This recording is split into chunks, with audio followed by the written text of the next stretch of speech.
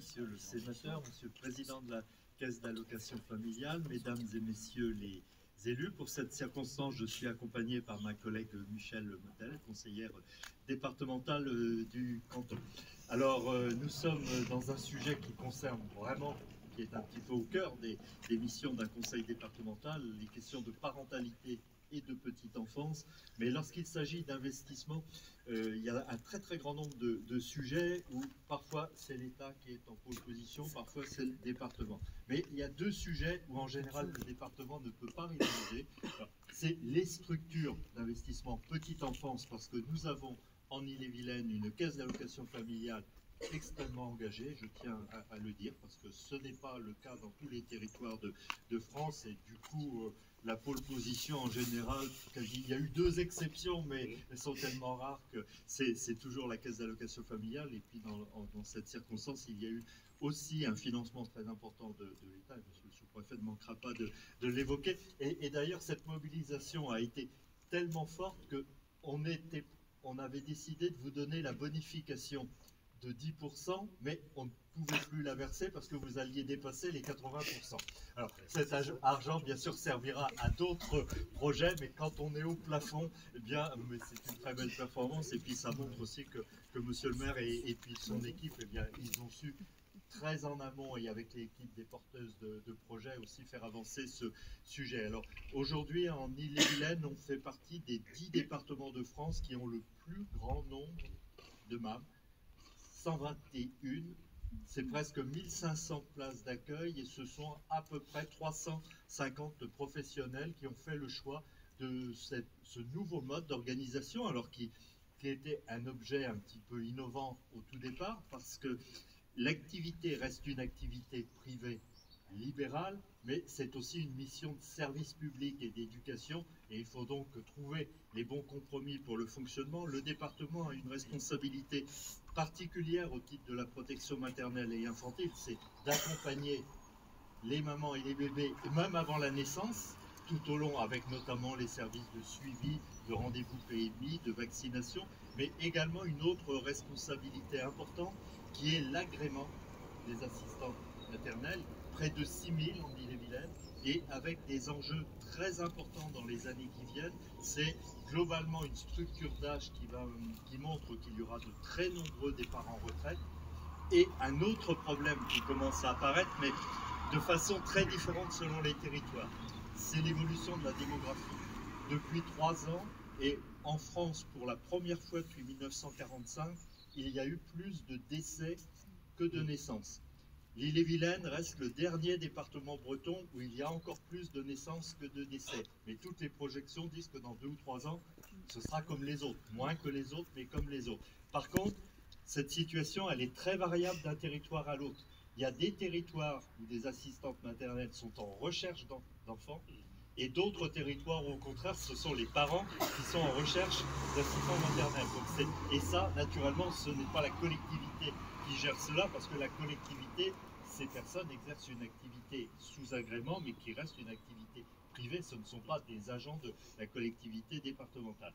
Je crois qu'on a réussi, pour faire avancer les choses, à créer notamment avec les équipes de la PMI du département et des professionnels un référentiel, parce qu'au début, il y a des projets qui n'avaient pas pu être autorisés parce qu'ils ne respectaient pas. Dès lors qu'on arrive à accueillir 16 enfants sur un site, ce n'est pas le statut d'une crèche, mais le mode de fonctionnement est quasiment identique. Il y a notamment des règles, l'établissement recevant du public et autres compliqués. Et donc, en créant ce référentiel, eh bien, ça fait que désormais, les dossiers, quand ils arrivent, eh bien, ils sont quasiment toujours avec un avis favorable à la fin, parce que dès les premières discussions, on donne le cadre dans lequel il faut évoluer, ce qui fait que quand la visite, le contrôle préalable, c'était fin août, je crois, eh bien, ça a été simple en fait, parce que tout avait été fait dans les règles de l'art, si je puis dire. Alors, je souhaite bien sûr aux professionnels la pleine réussite, mais je crois que ça se présente plutôt bien, qu'une 4e devrait rejoindre l'équipe de façon opérationnelle dès le début de l'année prochaine. Et puis, bien, c'est, monsieur le maire, aussi une initiative de votre équipe pour vous dire que décidément, vous nous l'avez dit, c'est la rue de l'avenir. Vous vous tournez vers l'avenir, vous vous projetez, et l'accueil des jeunes enfants, bien sûr, reste un élément d'attractivité pour une commune, même si ça reste une commune de taille. Alors, c'est pas une petite commune, parce que j'en connais qui ont 100 ou 200 habitants, on est de taille intermédiaire. C'est à peu près la même taille que la commune de Fins quand j'en étais élu pour mon tout premier mandat, autour de 700 habitants, quelque chose comme cela. Mais c'est un point d'appui et d'attractivité. Donc, merci à votre conseil municipal, parce que, bien sûr, au départ, s'il n'y a pas une initiative municipale, il ne se passe rien. Et préciser aussi que le département ne peut intervenir que sur un bâtiment public.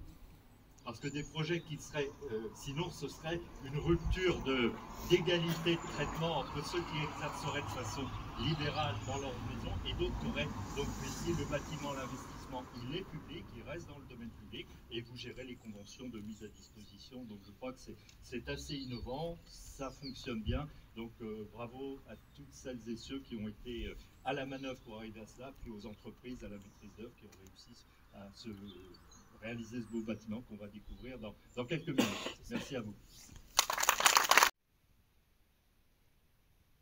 Monsieur le sous-préfet, monsieur le président du département, monsieur le président de la CAF, chers collègues élus, mesdames, messieurs,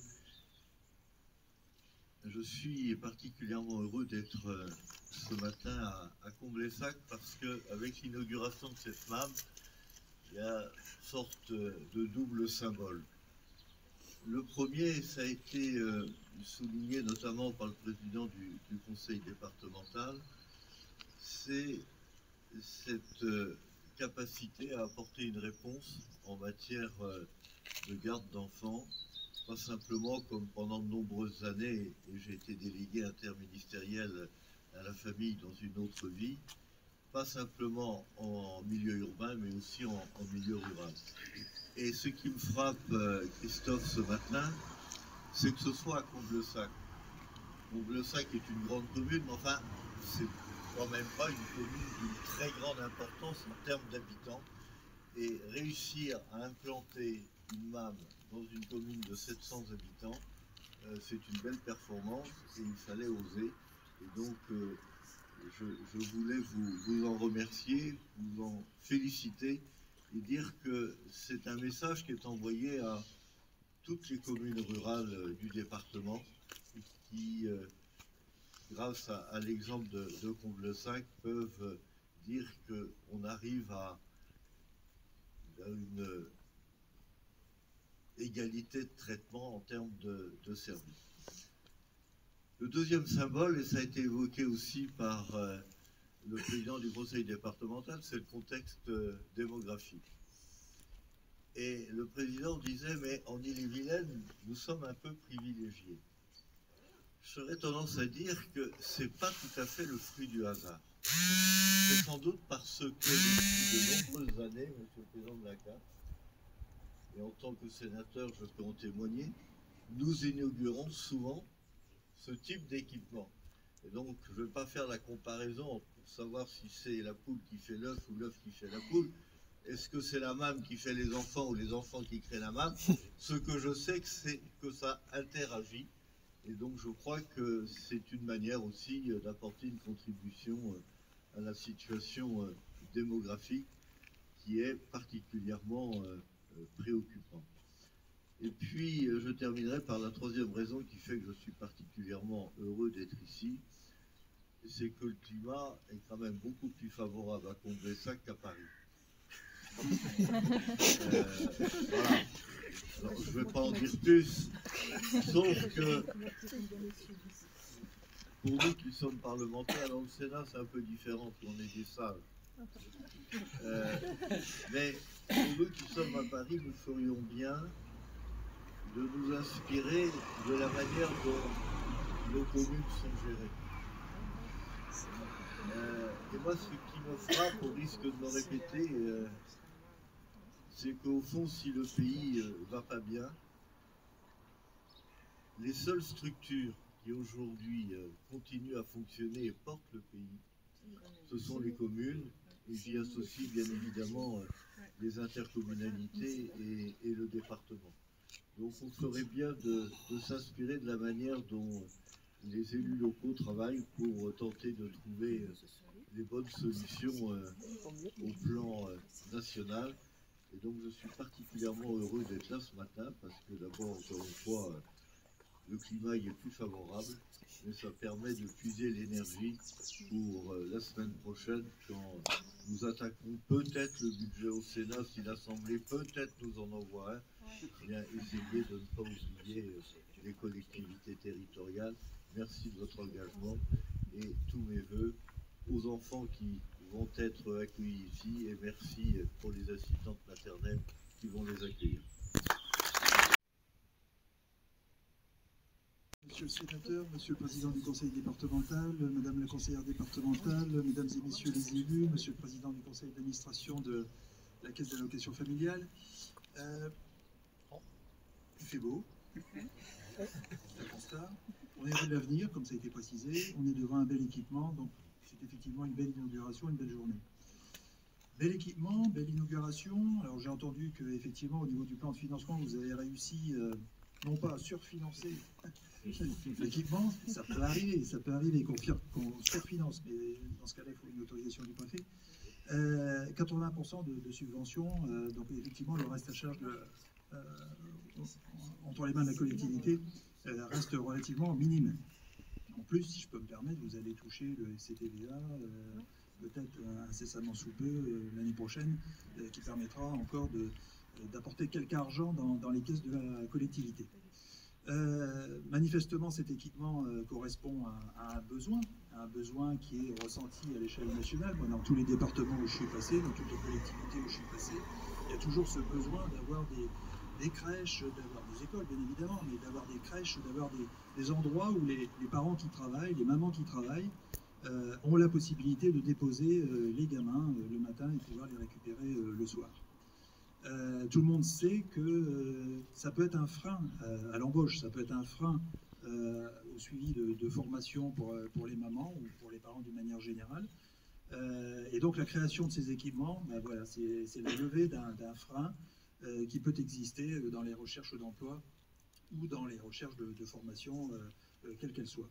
Donc cet équipement, on va le visiter. Alors j'ai lu le dossier avec des panneaux photovoltaïques, on les voit sur le toit, un équipement qui est très écologique, entre guillemets, qui correspond à un besoin ressenti par la population. Alors je suppose que ce n'est pas que les 700 habitants de la commune de Combessac qui pourront bénéficier de cet équipement, mais d'autres, et donc vous allez pouvoir rayonner sur un territoire beaucoup plus vaste que le vôtre. Et puis, au niveau du budget, puisque la question a été abordée, oui, le climat ici est nettement meilleur que le climat parisien. Mais je rejoins tout à fait le sénateur, puisque nous, dans le corps préfectoral, on a coutume de dire ce qui se passe à Paris, ça se passe à Paris. Nous, on est là sur le terrain, on est là aux côtés des élus locaux, alors que ce soit le conseil départemental, le conseil régional, l'ensemble des maires des communes, l'ensemble des présidents des EPCI, pour continuer à travailler avec eux. 2026 se profile à l'horizon, donc s'il y a des projets, on espère effectivement avoir encore quelques argent au titre de la DETR, de la DECIL, du Fonds vert, pour pouvoir encore accompagner les collectivités territoriales dans leurs projets. Et puis, comme d'habitude, on continue de travailler en regardant bien évidemment ce qui se passe sur Paris. Mais nous, sur le terrain, nous tous sur le terrain, on continue à travailler, on est là. Et puis, il arrivera ce qu'il arrivera, ça sortira ou ça sortira pas, comme on dit. Mais peu importe, nous, on continue à travailler et être aux côtés des collectivités territoriales. Donc, pour 2026, la porte de mon bureau est bien évidemment ouverte. Il va y avoir les recensements pour les projets de 2026 sur la DETR et sur la DECIL. Et puis, si vous avez des projets, n'hésitez pas, c'est un message que je lance aux autres élus locaux, bien évidemment, n'hésitez pas à venir m'en parler pour que je puisse avoir ça en tête le jour où je ferai la programmation, si j'ai de l'argent pour pouvoir faire une programmation, bien évidemment. Voilà, mais on sera toujours à vos côtés, au même titre que le conseil départemental et que le conseil régional, pour vous accompagner dans vos projets. Je vous souhaite à toutes et à tous une belle journée, mais elle sera belle, et puis un bon week-end.